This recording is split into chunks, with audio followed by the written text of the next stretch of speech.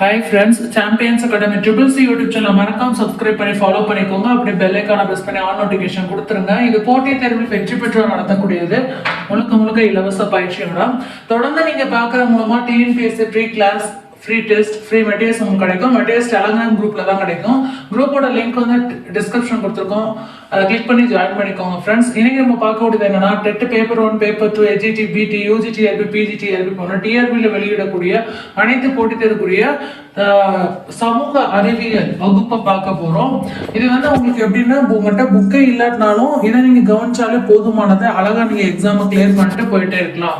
Okay friend, okay. இன்னைக்கு நம்ம பார்க்கக்கூடியது என்ன அப்படின்னு சொல்லி பார்த்தோம்னா, 7th standard first term social, 7th standard first term social தான் பார்க்க போறோம். வாங்க பார்க்கலாம். ஓகேயா?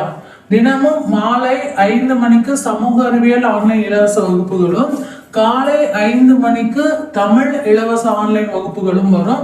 ஸோ 2 வகுப்புகளையும் நீங்க மிஸ் பண்ணாம பார்த்துட்டே வாங்க. அடுத்தடுத்து உங்களுக்கு அப்டேட் நிறைய கொடுப்போம்.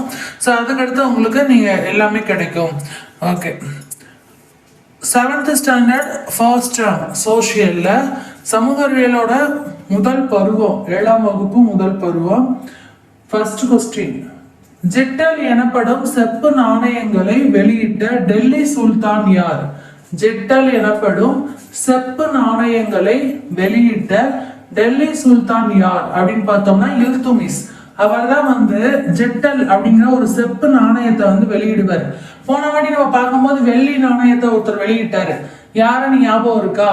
அவர் தெரிஞ்சா வந்து கமெண்ட் செக்ஷன்ல சொல்லுங்க. போன கிளாஸ்ல பார்த்தோம். நம்ம கிளாஸை கரெக்டா கவனிச்சீங்கன்னா ஆன்சர் பண்ண முடியும். ஓகேயா? ரீகால் பண்ணிக்கிட்டே இருக்கணும். வெள்ளி நாணயத்தை வெளியிட்டவர் யார்? கமெண்ட் செக்ஷன்ல சொல்லுங்க. இப்ப வந்து ஜெட்டல் வந்து எனப்படும் செப்பு நாணயத்தை வெளியிடுறாங்க டெல்லி சுல்தான். அவர் யார் அப்படின்னு பார்த்தோம்னா இல்துமிஸ். அடுத்து, தபாகத் இ நஸ்ரி என்ற நூலை எழுதியவர் யார்? இது ரிப்பீட்டட் கொஸ்டின் தான், நிறைய எக்ஸாம்ல கேட்டிருக்காங்க. தபாகத் இ நஸ்ரி என்ற நூலை வெளியிட்டவர் யார்? மின்காஜ் உஸ் சிராஜ்.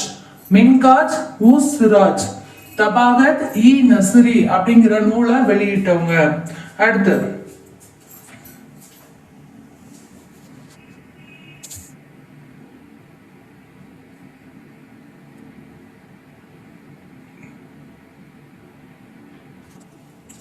கஜனி முகமது படையெடுப்பின் போது இந்தியாவிற்கு வந்த பாரசீக அறிஞர் யார்?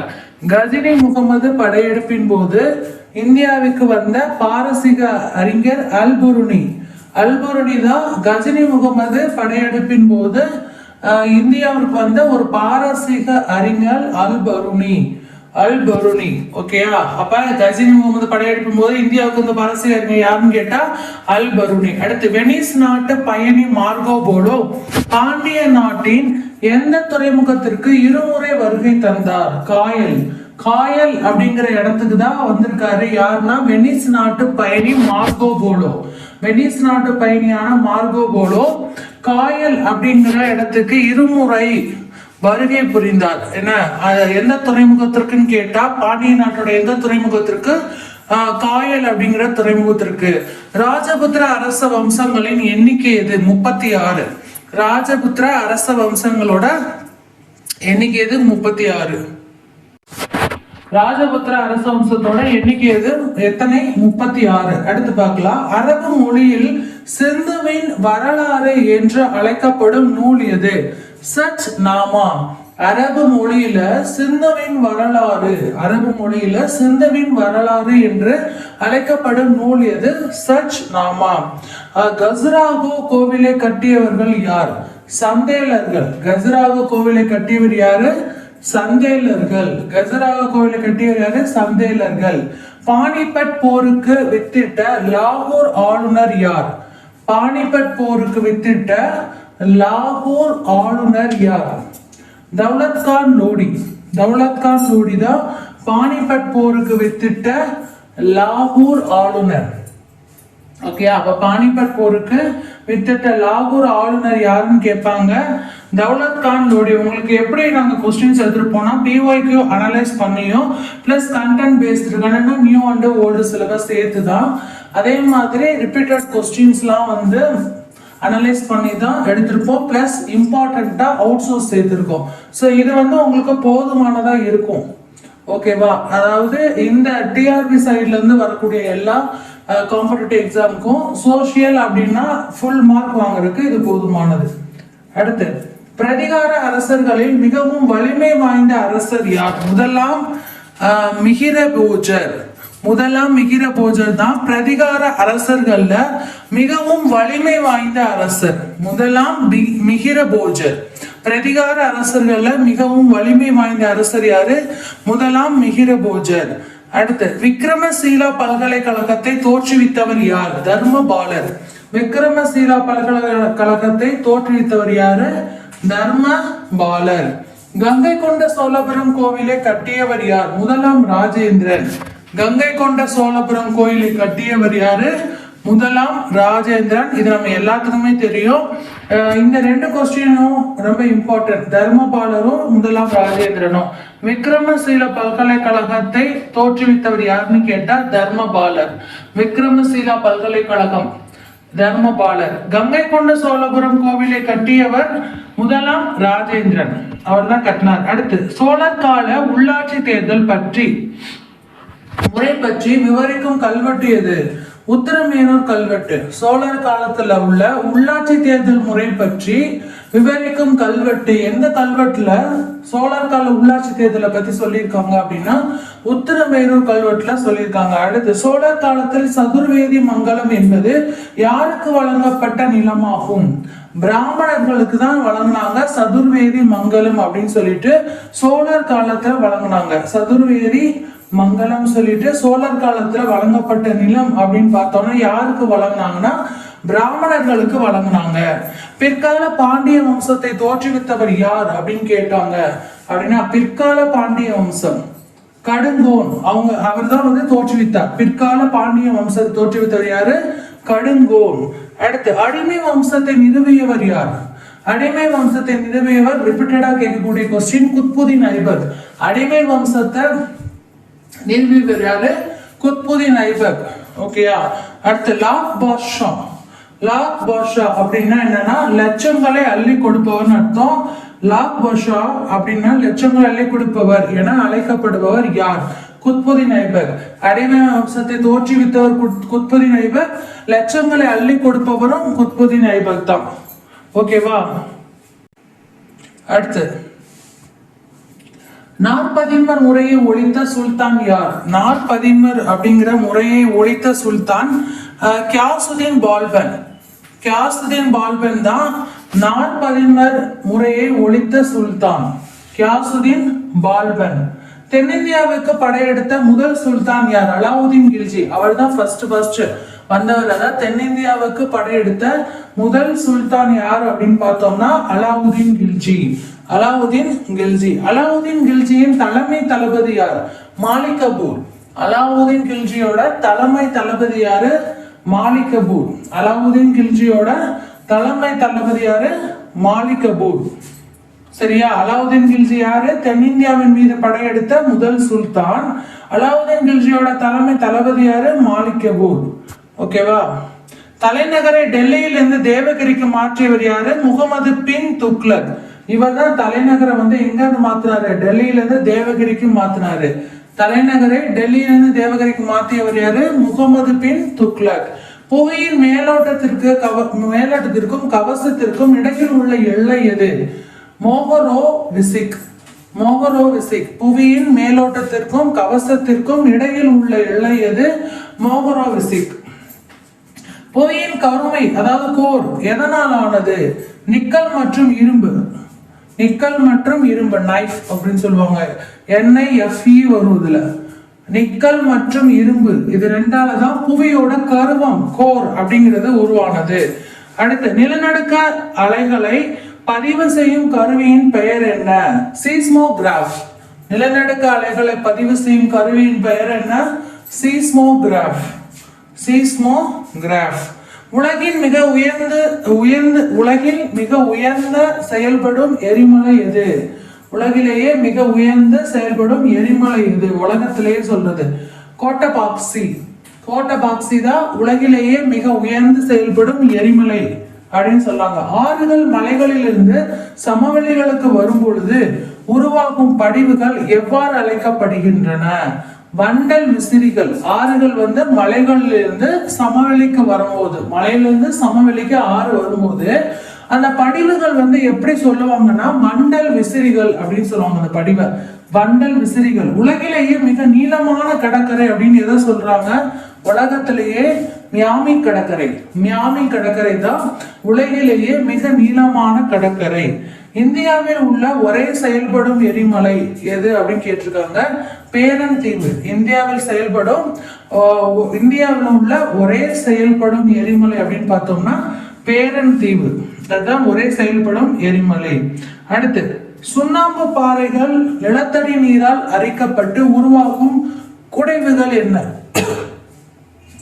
சுண்ணாம்பு பாறைகள் நிலத்தடி நீரால் அரிக்கப்பட்டு உருவாகும் குடைவுகள் அப்படிங்கிறது என்ன சொல்லணும்னா குகைகள். சுண்ணாம்பு பாறைகள் நிலத்தடி நீரால அரிக்கப்பட்டு உருவாகும் அந்த குடைவுகள் என்ன சொல்லுவோம்? குகைகள் அப்படின்னு சொல்லுவோம். அடுத்து, யூ வடிவ பள்ளத்தாக்கு உருவாக்குவது எது?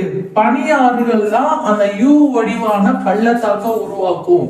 யூ வடிவ பாலைவனங்களில் காணப்படும் பிறை வடிவ மணக்குன்றுகள் எப்படி அழைக்கப்படுவானா பர்கான்கள். பாலைவனங்களில் காணப்படும் பிறை வடிவ மணக்குன்றுகள், பாலைவனத்துல காணப்படும் பிறை வடிவ மணக்குன்றுகள் என்ன சொல்லணும்னா பர்கான்கள். அடுத்து, மக்கள் தொகையை பற்றி படிக்கும் அறிவியல் பிரிவை என்ன சொல்லுவோம்? மக்களியல், டெமோகிராஃபி அப்படின்னு சொல்லுவோம். அந்த படிப்பு பேர் என்னது? டெமோகிராஃபி. மக்கள் தொகையை பத்தி படிக்கிற அறிவியல் பிரிவு டெமோகிராஃபி.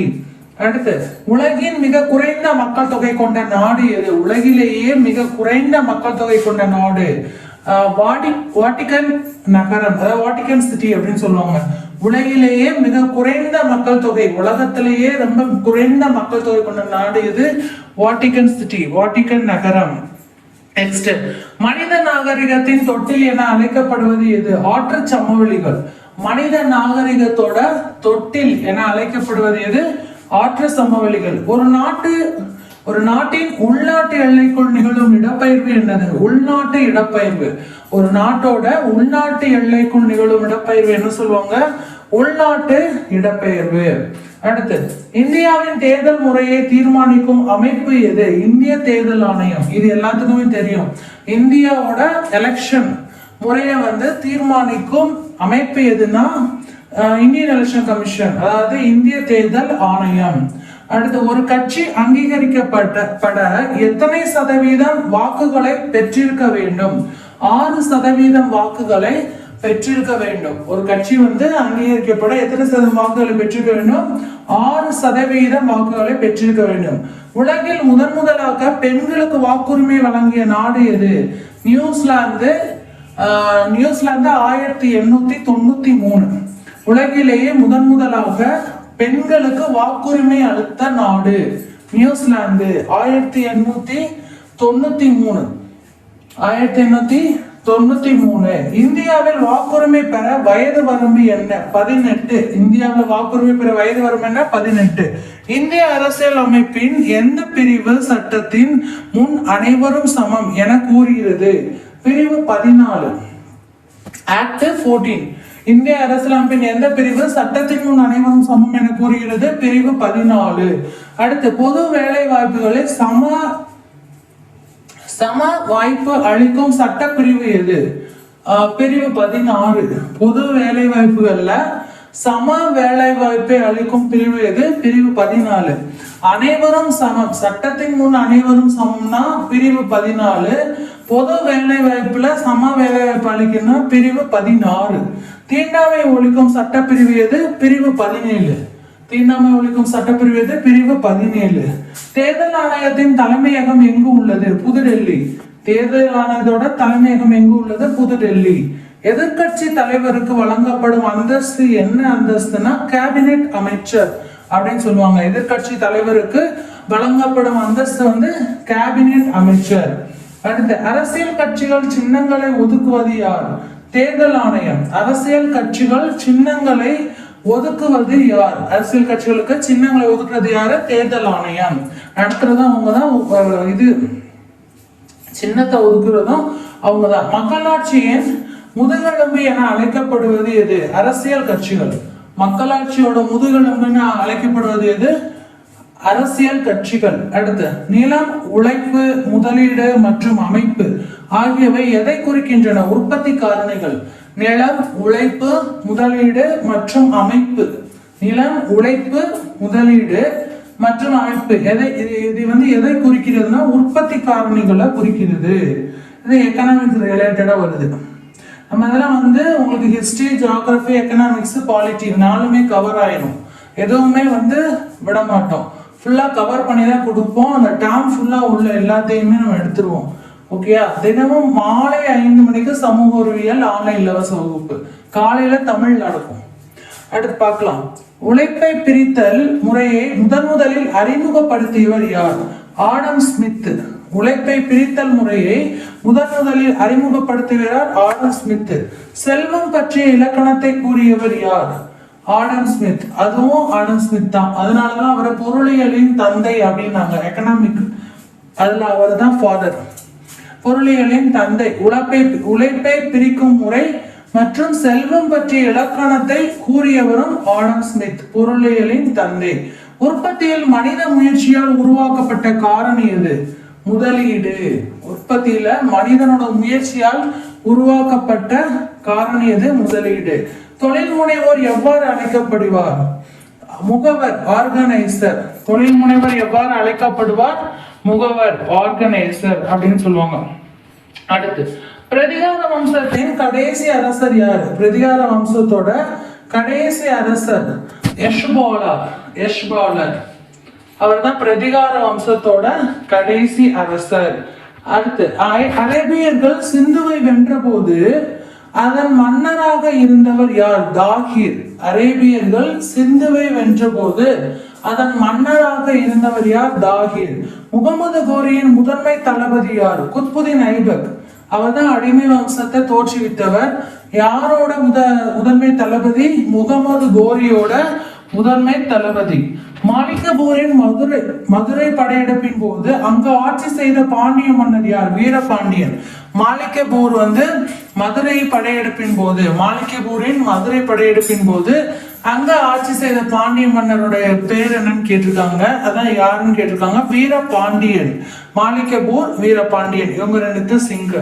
அடுத்து, கவிராஜ மார்க்கம் என்ற நூலை எழுதிய ராஷ்டிரகூட மன்னர் யார்? அப்ப இதுல 2 கொஸ்டின் இருக்கு. கவிராஜ மார்க்கம் என்ற நூல் எழுதப்பட்டது யாரால? ஒரு ராஷ்டிரகூட மன்னரால. அந்த ராஷ்டிரகூட மன்னனோட பேர் என்ன? அமோக வர்ஷர். அமோக வர்ஷர். கவிராஜ மார்க்கம் அப்படிங்கிற நூலை எழுதிய ராஷ்டிரகூட மன்னர் யாரு? அமோக வர்ஷர். சோழர் காலத்தில் வட்டியிலார் என்ற அழைக்கப்பட்டவர்கள் யார்? வரி வசூலிப்பவர்கள். சோழர் காலத்துல வட்டியிலார் என்று அழைக்கப்பட்டவர்கள் யார்? வரி வசூலிப்பவர்கள். அவங்களதான் சோழர் காலத்துல வட்டியிலார் அப்படின்னு சொல்லுவாங்க. அடுத்து, கங்கை கொண்ட சோழன் என்ற பட்டத்தை சூட்டியவர் யார்? முதலாம் ராஜேந்திரன். ஏன்னா அங்கதான் அவர் கோயில கட்டினால கங்கை கொண்ட சோழபுரம். கங்கை கொண்ட சோழன் அப்படிங்கிற பட்டத்தை முதலாம் ராஜேந்திரன் சூட்டி கொண்டவர், சூட்டினார். ஓகேயா? தாரை சின்னம் மற்றும் முரசு ஆகியவற்றை சுல்தானிடமிருந்து பரிசாக பெற்ற பாண்டிய மன்னர் யார்? சுந்தர பாண்டியன். சுல்தானிடமிருந்து பரிசாக பெற்றவர் யார்? சுந்தர பாண்டியன். ஓகேயா? அடுத்து, அடிமை வம்சத்தை மம்லுக் வம்சம் என்று அழைத்தவர் யார்? வரலாற்று அறிஞர்கள் மம்லுக் என்றால் உடைமை என்று பொருள். அதனால அவங்க என்ன பண்ணாங்க? அடிமை வம்சத்தை மம்லுக் வம்சம் அப்படின்னு சொன்னாங்க. அப்ப அடிமை வம்சாலும் ஒண்ணுதான், மம்லுக் வம்சனாலும் ஒண்ணுதான். அடுத்து, வேலூர் கழகத்தின் போது டெல்லி சுல்தானியத்தின் எச்சமாக கருதப்பட்டவர் யார்? திப்பு சுல்தான் மகன்கள். வேலூர் கழகத்தின் போது, வேலூர் கழகம் நடந்துச்சுல, அப்போது டெல்லி சுல்தானியத்தின் எச்சமாக கருதப்பட்டவர் யார் அப்படின்னா திப்பு சுல்தானோட மகன்கள் தான். வேலூர் கழகத்தின் போது டெல்லி சுல்தானியத்தின் எச்சமாக கருதப்பட்டவர்கள் திப்பு சுல்தான்கள். டெல்லி சுல்தானியத்தின் செப்பு நாணயங்களுக்கு பதிலாக அடையாள நாணயங்களை அறிமுகப்படுத்தியவை யார்? முகமது பின் துக்ளக். இவர் தான் டெல்லியில இருந்து தேவகிரிக்கு மாத்துறாரு. செப்பு நாணயங்களுக்கு பதிலாக அடையாள நாணயத்தை அறிமுகப்படுத்தினாரு. ரெண்டுமே முகமது பின் துக்ளக் தான். அதே மாதிரி இந்த கொஸ்டின் முக்கியம். வேலூர் கழகத்தின் போது டெல்லி சுல்தானை எச்சமாக மீறி இருந்தவங்க யாருன்னா திப்பு சுல்தான். அதை ஞாபகம் வச்சுக்கணும். அடுத்து குதுப்பினாரை கட்டி முடித்தவர் யார்? இல்துமிஸ். குதுப்பினாரை கட்டி முடித்தவர் யாரு? இல்துமிஸ். ஆரம்பிச்சது குத்புதீன் ஐபக் இருப்பாரு, முடிச்சது வந்து இல்துமிஸ். ஓகேவா? சையது வம்சத்தை தோற்றுவித்தவர் யார்? கிசிர் கான். சையது வம்சத்தை தோற்றுவித்தவர் யாரு? கிசிர் கான். சையது வம்சத்தை தோற்றுவித்தவர் யாரு? கிசிர் கான்.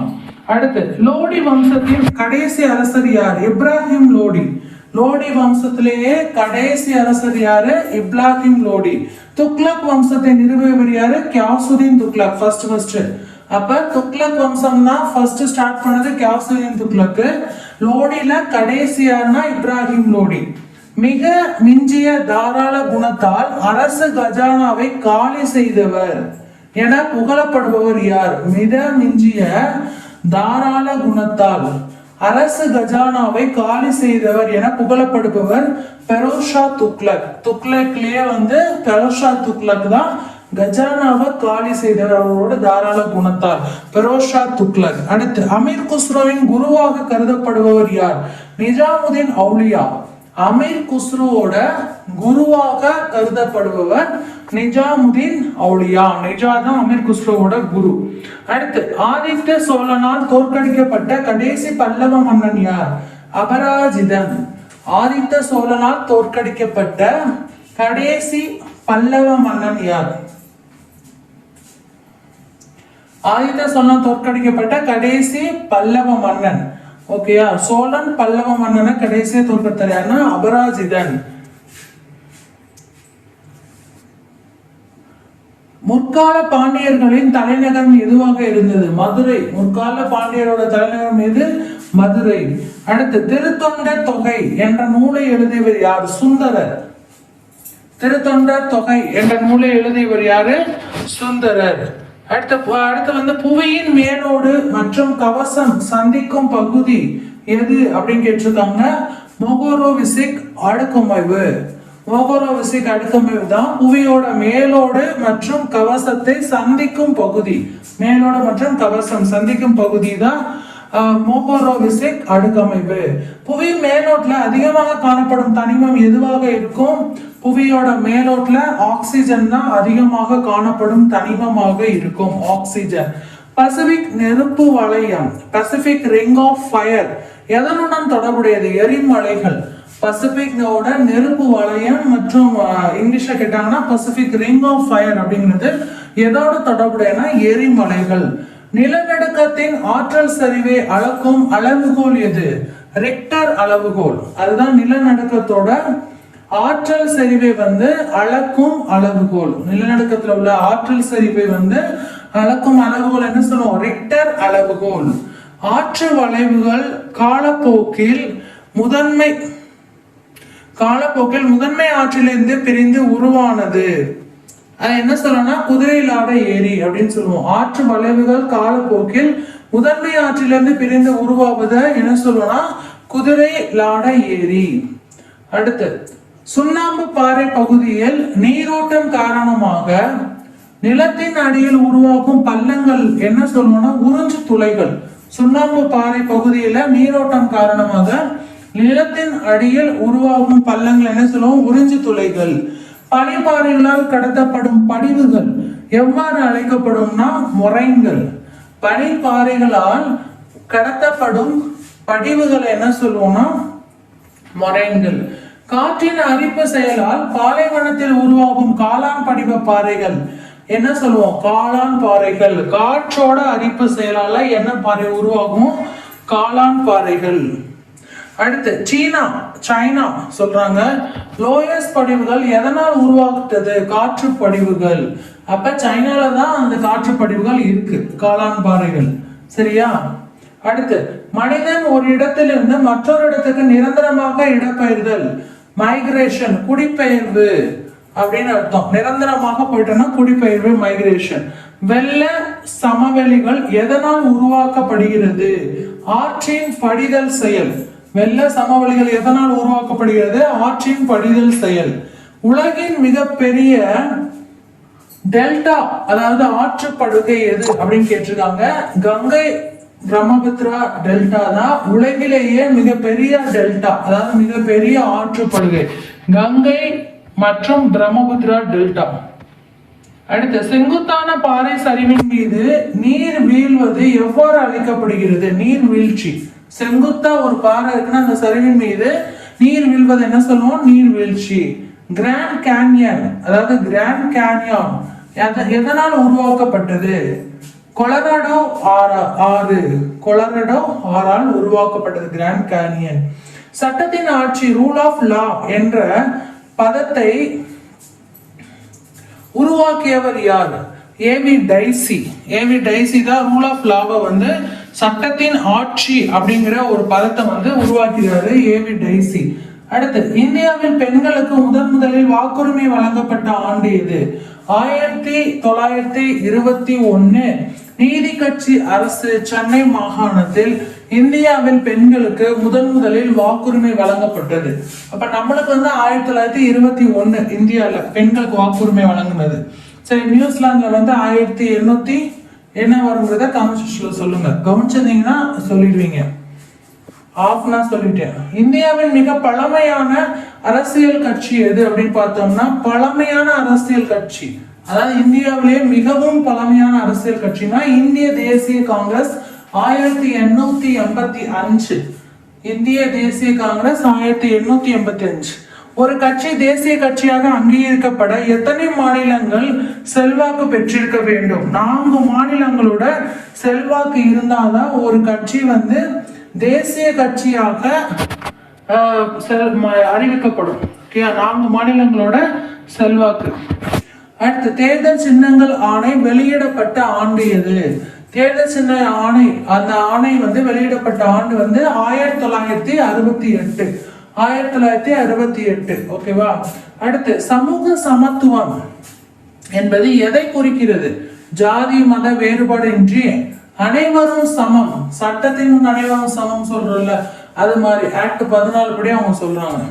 அடுத்து, ஐக்கிய நாடுகள் சபை மனித உரிமைகள் பிரகடனத்தை வெளியிட்ட ஆண்டு, அதாவது ஐநா சபை மனித உரிமைகள் அப்படிங்கிற பிரகடனத்தை வெளியிட்டது எப்பன்னா 1948. 47 சுதந்திரம் கிடைச்சிச்சு. அடுத்து 48 ஐநா சபை மனித உரிமைகள் பிரகடனத்தை வெளியிட்டுருச்சு. 48. ஒரு நாட்டில் சட்டம் இயற்றும் அதிகாரம் கொண்ட அமைப்பு யாருக்கு இருக்கும்? சட்டத்தை இயற்ற அதிகாரம் கொண்ட அமைப்பு சட்டமன்றமா இருக்கும் அல்லது நாடாளுமன்றம் சொல்லுவோம். ஒரு நாட்டுல இந்தியாவில் எந்த முறை நடைமுறையில் உள்ளது? பல கட்சி முறை. இந்தியாவில் எந்த முறை நடைமுறையில் இருக்கு? பல கட்சி முறை. அரசாங்கத்தின் 4வது தூண் என அழைக்கப்படுவது எதுன்னா, அரசாங்கத்தோட கவர்மெண்டோட 4வது தூண்னா ஊடகம் தான், மீடியா. அரசாங்கத்தோட 4வது தூண். பொருளியலின் தந்தை என அழைக்கப்படுபவர் ஆடம் ஸ்மித். ஏன்னா அவர் செல்வத்தை பத்தி சொன்னாரு, உழைப்பின் பிரிவை பத்தி சொன்னதுனால இவர் சொல்லிட்டாங்க. ஆடம் ஸ்மித் பொருளியலின் தந்தை. இயற்கை வழங்கிய கொடை என அழைக்கப்படும் உற்பத்தி காரணி அப்படின்னு சொன்னோம்னா நிலத்தை தான் சொல்லுவோம். இயற்கை நம்மளுக்கு வழங்கிய கொடை, அது உற்பத்தி காரணி. அதனால எதை சொல்லணும்னா நிலத்தை தான் சொல்லுவோம். நிலம் தான் உற்பத்தி செய்யும். அடுத்து, உற்பத்தியின் மூலம் கிடைக்கும் வருமானம் எவ்வாறு அழைக்கப்படும்? எப்படி சொல்லுவாங்க எக்கனாமிக்லனா? வெகுமதி. உற்பத்தி மூலமா நம்மளுக்கு கிடைக்கிற வருமானத்தை என்ன சொல்லுவாங்கன்னா வெகுமதி சொல்லுவாங்க. முதன்மை துறை, பிரைமரி செக்டார், எதனை அடிப்படையாக கொண்டது? வேளாண்மை. முதன்மை துறை, பிரைமரி செக்டார் அப்படிங்கிறது எதனை அடிப்படையாக கொண்டது? வேளாண்மை. ஒரு நாட்டின் பொருளாதார வளர்ச்சியை அளவிடும் முக்கிய காரணி எதுன்னா மொத்த உள்நாட்டு உற்பத்தி, ஜிடிபி. ஒரு நாட்டோட பொருளாதார வளர்ச்சியை அளவிடும் முக்கிய காரணி அப்படின்னு பார்த்தோம்னா மொத்த உள்நாட்டு உற்பத்தி, ஜிடிபி தான் சொல்லுவாங்க. முதன்மை துறை அப்படின்னு பார்த்தோம்னா வேளாண் துறை தான் முதன்மை துறை, அடிப்படையாக கொண்டது. ஒரு நாட்டோட பொருளாதார வளர்ச்சியை அளவிடுறதுன்னா ஜிடிபி, மொத்த உள்நாட்டு உற்பத்தி. அதை வச்சுதான் பொருளாதார வளர்ச்சி ஒரு நாட்டுல எப்படி இருக்குன்னு தெரிஞ்சுக்கிடுவாங்க. அடுத்து வேலை பகுப்பு முறை மூலம் எதனை அதிகரிக்க முடியும்? உற்பத்தி திறனை அதிகரிக்க முடியும். வேலையை பகுத்து செய்யற மூலமா எதனை அதிகரிக்க முடியும்? உற்பத்தி திறனை அதிகரிக்க முடியும். ஓகே ஃப்ரெண்ட்ஸ், இன்னைக்கு வந்து ஆன்லைன் வகுப்பு, சமூக அறிவியல் ஆன்லைன் வகுப்பு நல்லா போச்சு. இந்த வகுப்பு எப்படி இருந்துச்சுன்னு கமெண்ட்ஸ்ல மறக்காம சொல்லுங்க. அதே மாதிரி நான் 2 questions கேட்டிருந்தேன், எனக்கு ஒரு ஆன்சர் சொல்லுங்க. ஓகேவா? நீங்க கவனிச்சிருந்தீங்கன்னா சொல்ல முடியும். இது வந்து உங்களுக்கு தினமும் மாலை 5 மணிக்கு சமூக அறிவியல் ஆன்லைன் இலவச வகுப்புகளும், காலை 5 மணிக்கு உங்களுக்கு தமிழ் ஆன்லைன் இலவச வகுப்பு நடக்கும். உங்களுக்கு எல்லா போட்டி தேர்வுக்கும் டிஎன்பிஎஸ்சி, டிஆர்பி, டிஎன்எஸ்ஆர்பி போன்ற எல்லா போட்டி தேர்வுக்கும் free online class, online test, online மெட்டீரியல்ஸ்லாம் கொடுத்துட்டு இருக்கோம். மெட்டீரியல்ஸ் டெலிகிராம் குரூப்ல தான் வரும். டிஸ்கிரிப்ஷன்ல லிங்க் இருக்கு, கிளிக் பண்ணி ஜாயின் பண்ணிக்கோங்க. ஓகே ஃப்ரெண்ட்ஸ், இதில் வந்து உங்களுக்கு என்ன டவுட்ஸ்னாலும் கமெண்ட்ஸ்ல நீங்கள் தாராளமாக கேட்கலாம். அடுத்தடுத்த வீடியோக்குள்ள நாங்கள் அதை அப்டேட் பண்ணுவோம். இன்னைக்கு நம்ம பார்த்தது 7th standard social first term. ஓகேவா? ஓகே, நாளைக்கு வகுப்புல சந்திக்கலாம். இது போட்டித் தேர்வு வெற்றி பெற்று நடத்தக்கூடியது, முழுக்க இலவச பயிற்சி. தொடர்ந்து நீங்க பார்க்கற மூலமா எல்லாமே உங்களுக்கு இலவசமா கிடைக்கும். வகுப்பு, மெட்டீரியல்ஸ், பிடிஎஃப் எல்லாமே கிடைக்கும், டெஸ்ட் கிடைக்கும். ஸோ தொடர்ந்து நீங்க பார்த்துட்டே இருந்து நாங்கள் அப்டேட் பண்ணிட்டே இருப்போம். அழகா எக்ஸாம் கிளியர் பண்ணுவீங்க. Okay friends, all the best, வெற்றி பெற வாழ்த்துக்கள். நாளைக்கு நம்ம சந்திக்கலாம். காலையில தமிழ் 5 மணிக்கும் மாலை 5 மணிக்கு சமூக அறிவியல் வகுப்புகளும் நடக்கும். தொடர்ந்து பார்த்துட்டே இருங்க. Champions academy CCC YouTube channel மறக்காம சப்ஸ்கிரைப் பண்ணி ஃபாலோ பண்ணிக்கோங்க. அப்படியே பெல் ஐகானை பிரஸ் பண்ணி ஆல் நோட்டிஃபிகேஷன் கொடுத்துருங்க. உங்க ஃப்ரெண்ட்ஸ்க்கு ஷேர் பண்ணுங்க. டெலிகிராம் குரூப்ல ஜாயின் பண்ணிக்கோங்க. பை.